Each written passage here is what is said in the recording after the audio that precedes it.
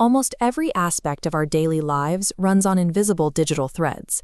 We navigate with satellite GPS, stream video over 5G networks, and rely on Wi-Fi routers for basic communication. But look at the dashboard of almost any new car. Right next to the high-resolution touchscreen, there is hardware built specifically to receive a nearly century-old analog signal. You'll find it permanently integrated into traditional home stereo setups too, quietly holding its ground against Bluetooth connections and smart speakers. How does an analog broadcasting format invented in 1933 keep its place in a world dominated by microchips and streaming algorithms? The reason this old signal refuses to die actually exposes a major blind spot in our modern internet infrastructure. To understand why, we go back to 1864. Scottish scientist James Clerk Maxwell calculated that invisible electromagnetic waves could ripple through space. 2 decades later, German physicist Heinrich Hertz ran the physical experiments that proved these radio waves were actually real. Then, an Italian inventor named Guglielmo Marconi looked at this raw physics discovery and saw a way to communicate over vast distances.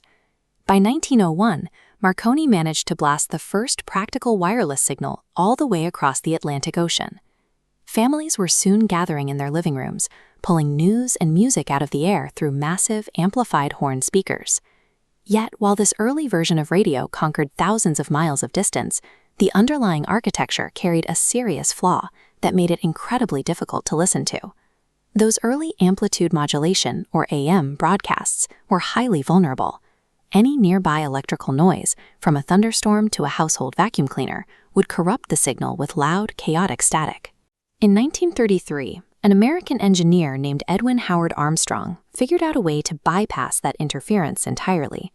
This animation shows exactly how he did it. On the left is an AM wave, which encodes audio by pulsing up and down in height.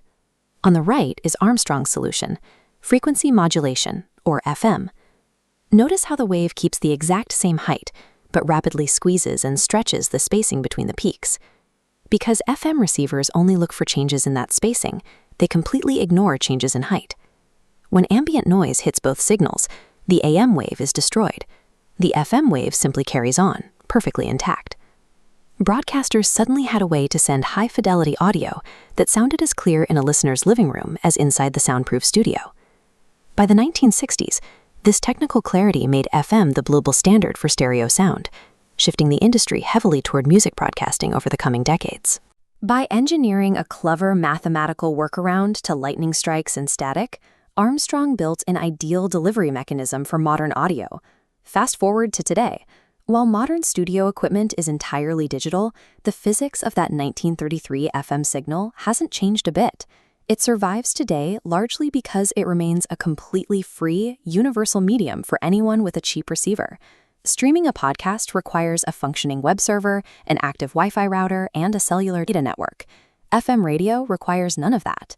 When severe weather strikes or a local power grid fails, those fragile digital networks are usually the first things to go down, leaving local radio waves as the only reliable way to coordinate and share information.